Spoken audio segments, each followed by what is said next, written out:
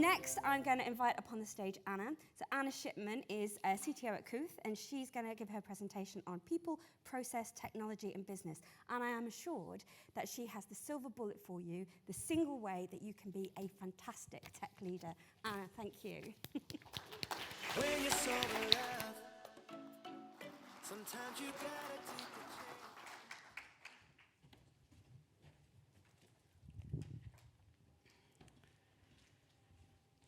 So, there isn't only one way to be a great technical leader. To be a great technical leader, you need to play to your strengths. So, I'm going to talk about why. I'm going to show you how I use the people, process, technology framework to identify strengths. And then I'm going to talk about our most important job, which is delivering business outcomes. I'm Anna Shipman. I'm Chief Technology Officer at Kooth Digital Health. We do digital mental health for children and young people. We also have an adult product. In the US, our product is called Saluna. We're in the UK and the US. In the US, our product is called Saluna. And in the UK, it's called Kooth. And like a lot of people speaking over the last couple of days, I've been in technology for ages, many, many years as a software engineer, more than 20 years. And I worked across the stack, some front end, a lot of back end. But the team that I loved working on the most was when I did 2 years as a web operations engineer on the gov.uk infrastructure team, and I will come back to that. I've been in tech leadership for about 10 years at Kooth, at the Financial Times, and at the Government Digital Service. So people, process, technology is a framework that originally was used for change management. It's now often quite a lot used in due diligence. But you can also apply it to yourself. To be a good technical leader, you need to have skills in all of people, process, and technology. But within those, we've each got our strengths, our specific strengths, and our preferences. So before I explain why it's important to lean into your strengths, I'd really like to get a sense of where we are. So I'm going to ask for a show of hands. I'm going to ask who feels like their main strength or preference is people, then process, then technology, and then the last option is, I don't know, all of the above. Okay, so people. Right, okay, I'd say that's probably about half of you. Process, much smaller number, maybe about 10%. Technology, maybe 30%. And then, I don't know, all of the above. A few, maybe 5%. Okay, so we can see that in this group of technical leaders, we've got quite a range already. So what I'm going to talk about why it's better to play to your strengths. I'm going to show you how I use people, process, technology to identify strengths. I'm then going to talk about our most important job, which is delivering business outcomes. And then I'll follow up with some ideas of what you could do next. So, talking about it's better to play to your strengths. So, hopefully, we've all spent our career so far looking for constructive feedback, understanding our areas of weakness, looking for ways to improve. Hopefully, we've been lucky enough to receive constructive feedback. Constructive feedback is really useful, and I'm not suggesting that you stop looking for ways to sort of improve your weaknesses. But what I am saying is that you shouldn't over-index on improving your weaknesses at the cost of developing your strengths. You don't want to bring yourself up to a kind of mediocre level or even like an averagely across-the-board level. You don't want to be a highly interchangeable modular part. You want to be brilliant. And playing to your strengths is what makes you brilliant. So before I talk about why playing to your strengths is what makes you brilliant, first of all, I'm going to talk about why playing to your strengths is actually more fun. It's more fulfilling. So we just heard from Pat. This is actually a slide from Pat's talk about your ikigai, and some of the two of the aspects of getting to your ikigai are what you love and what you're good at. So playing to your strengths. Another concept you might be familiar with is flow by Mihai Csikszentmihalyi. This is this really desirable state of like losing yourself in what you're doing. And there are 8 characteristics of flow. One of the characteristics is this balance between challenge and strength. So again, like that playing to your strengths is important there. And then the last thing I want to mention here is I found this really interesting study while I was researching this talk, a really comprehensive study, lots of people, very, very long, about how to get good results from performance review. And one of the things they found was that they got much better outcomes from performance reviews, not they, as in reviewing performance reviews, much better outcomes from performance reviews when you focus on strengths and improving strengths, rather than when you look at areas for weakness to improve, which actually had a kind of negative outcome. But it's not just that it's more fun. Your strengths are what makes you brilliant. And I first came across this idea of playing to your strengths in this book, The Effective Executive by Peter Drucker, which, if you haven't read, I recommend highly. Even if you don't consider yourself an executive, it's a very good book. And in this, he asks the question, ask yourself, why am I on the payroll? What is it that I can deliver that other people can't? What are the strengths that I have that other people don't? And he also says it's only when you operate from strengths that you can achieve true excellence. So I want to tell you a story. There's a reason why I'm giving this talk. So last year, I was looking to hire a VP of engineering. And because of the profile of my existing team, I wanted to hire someone. They had to have skills in people, process, and technology, but I wanted technology to be their main preference, their main love. So I have a really strong engineering leader on my team called Jenny, and I'm telling this story with her permission. Jenny feels she has more to offer and is looking for ways to add to her enterprise impact, and she was considering applying for this role. But her preference and her strengths are process. So she's got a great technical background, she's got a lot of technical architecture and technical governance, but now where she chooses to spend her time and where she adds most value is process. And she shared with me that she felt anxious about applying for the role. She felt like she was going to have to do coding in her spare time, give up spare time to get up to the level that I was looking for in this role. So I told her what I'm telling you. There is no one way to be a great technical leader. And you can be a great technical leader by playing to your strengths.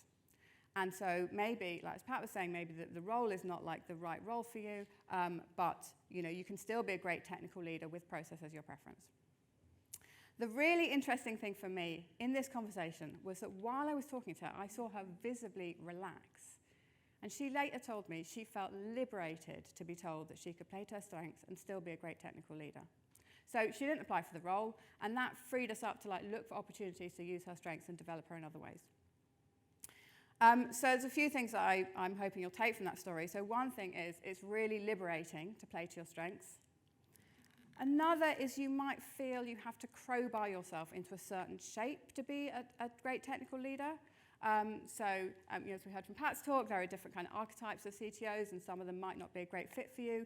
Or you might see a great technical leader that you admire and think that you have to make yourself like them to be a great technical leader. But what I want you to take away from this is there isn't only one way to be a great technical leader, and playing to your strengths is what will make you great. Okay, so I've talked about why it's better to play to your strengths. Now I'm going to tell you how I use the People Process Technology Framework to identify strengths. So people process technology, it is, I said it's originally used in change management. It's now quite often used in tech due diligence as well, but you can use it for yourself.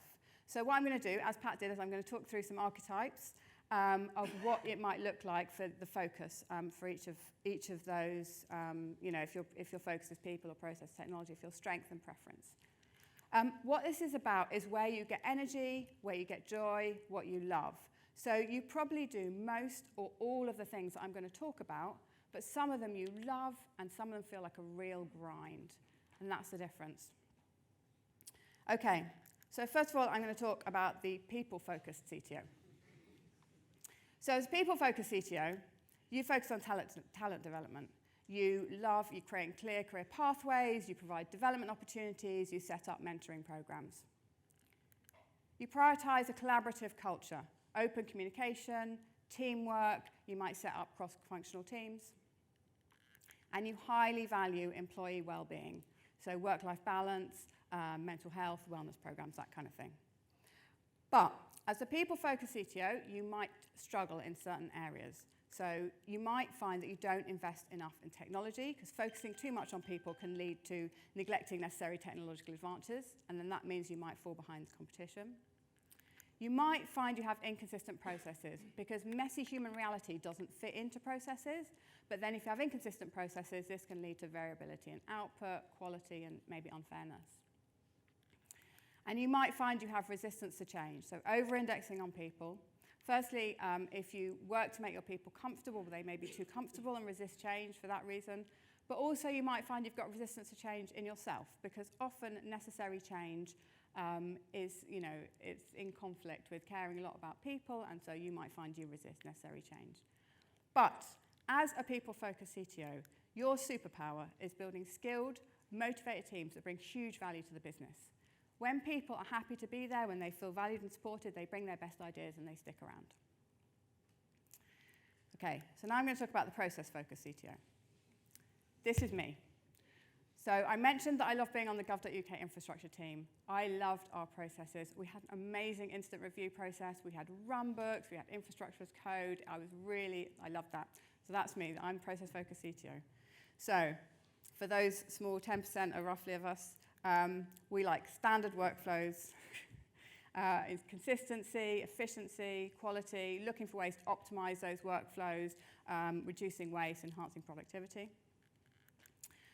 We ensure systems lead to desired outcomes. So systems thinking, which we've heard a lot about yesterday as well, thinking about if something's gone wrong, not looking at what the person has done, but what the system has allowed, so making it easy to do the right thing. And as process-focused CTOs, we are interested in governance and compliance. There are some potential disadvantages. So as a process-focused CTO, people might feel like cogs. They might be cogs in a well-oiled machine, but they still might feel like cogs. And as I said, messy human reality doesn't fit into processes, so people who aren't process-led might feel unheard. You might neglect innovation and technical advances. Again, new tech doesn't fit into existing processes, so you can end up being a little bit head in the sand about that. And then over-indexing on processes might mean you miss the bigger picture. Too focused on the process, miss the wood for the trees. But your superpower as a process-focused CTO is systems thinking. If you get the system right, everything works. And then lastly, I want to talk about the technology-focused CTO. So, as a technology-focused CTO, you use technology to drive the business forward. You're ahead of the curve, you're skating to where the puck is going, you're really using it to drive business outcomes. You promote innovation, so you might have R&D teams or innovation labs. You might even be inventing tech for your business. And you tend to have a healthy tech estate, good up-to-date architecture, good, strong internal tech strategy. Some of the potential struggles for a technology-focused CTO, people can become dependent on you. You might end up having to be the one who has the ideas. And also lots of people like reliability and might become overwhelmed by constant change. You may move too fast for processes to keep up. So as I said, new tech doesn't fit into existing processes, so you might just go full steam ahead. That can introduce security vulnerabilities, again, variability in quality. It can lead to chaos. Being constantly interested in new tech, you can potentially add extra complexity, extra cost.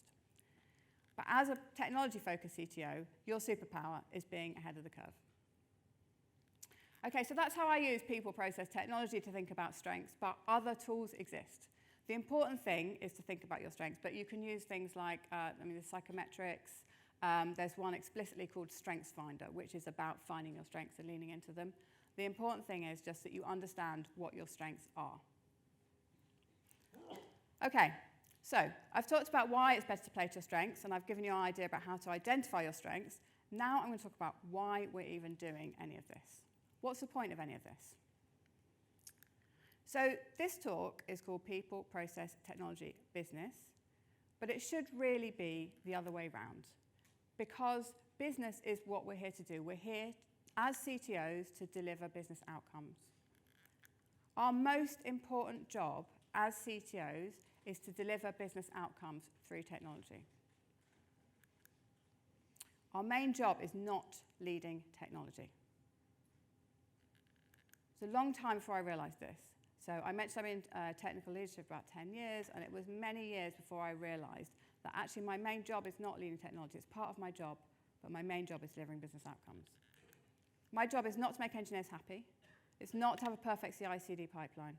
It's not to have cutting-edge technology. It is to deliver business outcomes. And in that, as CTO, the people you work with are your first team. So your peers are your first team. Roxana talked about this a little bit yesterday. And I came across this in this book, which I also recommend, The Advantage by Patrick Lencioni. And so your peers, as a CTO, if you're a CTO, your peers are the CPO, the CFO, the Chief Marketing Officer, etc., your C-level exec peers. If you're not a CTO, then it's your peers across other disciplines. And these people are your first team and the team that you should be working with to deliver business outcomes. The engineers who report to you are your second team. You lead technology, but your main job is working as a team with your peers across the business to deliver business outcomes. And playing to your strengths is how you show up for this team, is how you deliver your best work. So remember Peter Drucker, the question, ask yourself, why am I on the payroll? What are my strengths? What is it that I can deliver that others can't? Okay, so I've talked about why it's better to play to your strengths. I've talked about how to identify your strengths. I've talked about our job being to deliver business outcomes. So I've got a few ideas of some things you can do next. So firstly, you can identify your strengths. You can strengthen them and amplify them. You can clarify how the business won't miss out on the areas that you're weak. And you can also use them to position yourself for future roles. So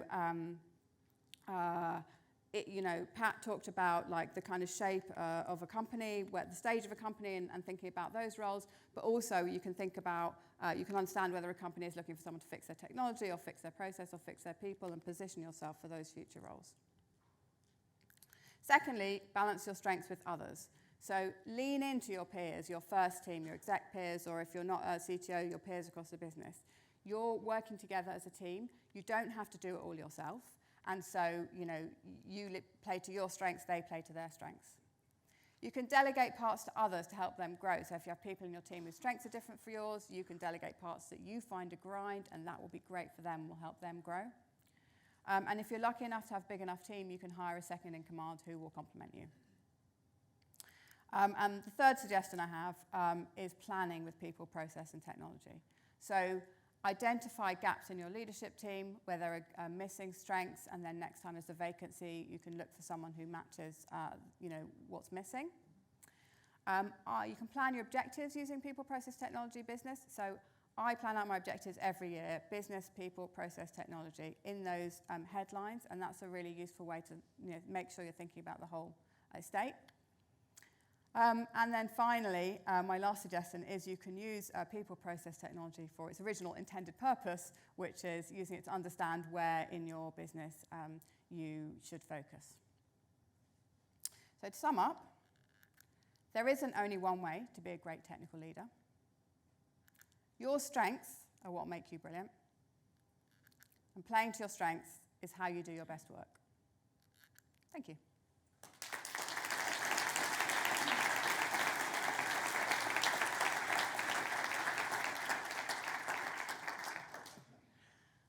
Let me just take the most important question first. Process CTOs are the best CTOs. Could not agree more. Thank you. Thank you, Rob. Do people-focused CTOs have more conflict with CHROs and process-focused... Wait, what? Hang on. Do people-focused CTOs have more conflict with CHROs and process-focused conflict more with COOs? How do you avoid stepping on toes of other CXOs? What's a CHRO? HR. Oh, interesting. So actually, I haven't found that. I have found that it's not conflict. So one of the things is when you are a CTO who realizes your job is to work with your peers across the business, you will find that that's different to like other CTOs who may be there to feel they're there to represent technology.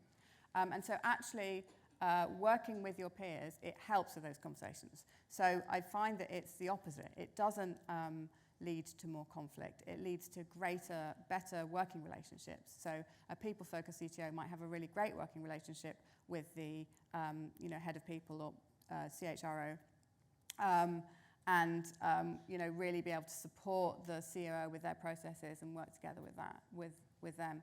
I think that the conflict thing is interesting because the way to have a healthy business is really to have healthy conflict, but not to resolve it and really work together as a team across that C-suite. So I hope that answers the question. Right, next. In this job market, strong tech skills still seem to be preferred. How can those who focus on people and processes show they can still make a difference? That is a really interesting question. I think part of it is about positioning yourself as it is for any role. So be able to demonstrate what you've done, what you've achieved, and then what you would do. Understanding the business needs of the company that you're talking to for the potential role and how you could help them. If their challenge is in tech and that's not your focus, then maybe that's not the right role for you. But if they think their challenge is in tech, but you can see throughout the process, throughout talking to them, that it's actually in people or process, you can really highlight that and your experience there and your passion for compliance or whatever it may be throughout the process.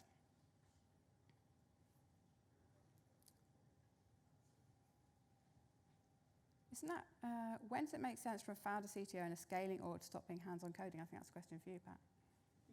I think that's from your. Do you see a place for chameleon-like leaders, those who can adapt to different situations? Is this for this one as well, or is this for Pat? Anyone want to fess up? I mean, I do. I would say you need to be adaptable. The last talk yesterday was really great about the different leadership styles, participative, commanding, I can't remember them all, coaching, etc. Different leadership styles and being able to flex across all of them. And like I say, you can't just be a process-focused CTO and only focus on process, or be a people-focused CTO and only focus on people. So you need to be able to adapt and flex across the range. I'm not sure I'd say chameleon-like, though, because chameleon-like suggests that you're kind of hiding. You're maybe blending into the background, and I think it's really important to play to your strengths, to know what they are, and then really play to them. Really, don't sort of hide your strengths, really show how you can use your strengths. So, yes, I think you should be adaptable, but not in a kind of subterfuge kind of way. Okay.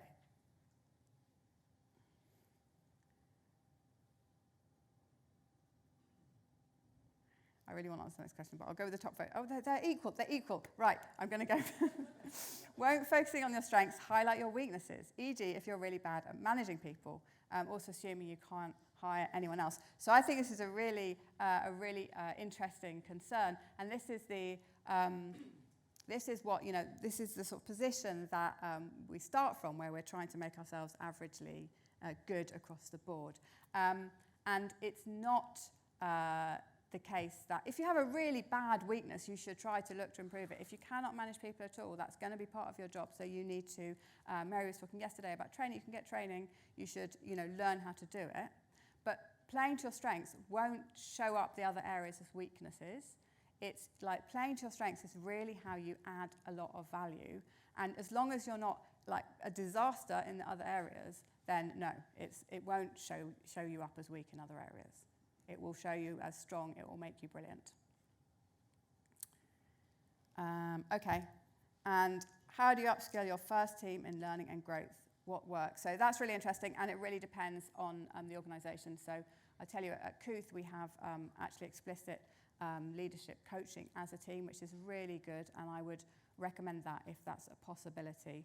But otherwise, I think talking a lot to your team about these ideas. And a lot of us come from a background where we're not a first team.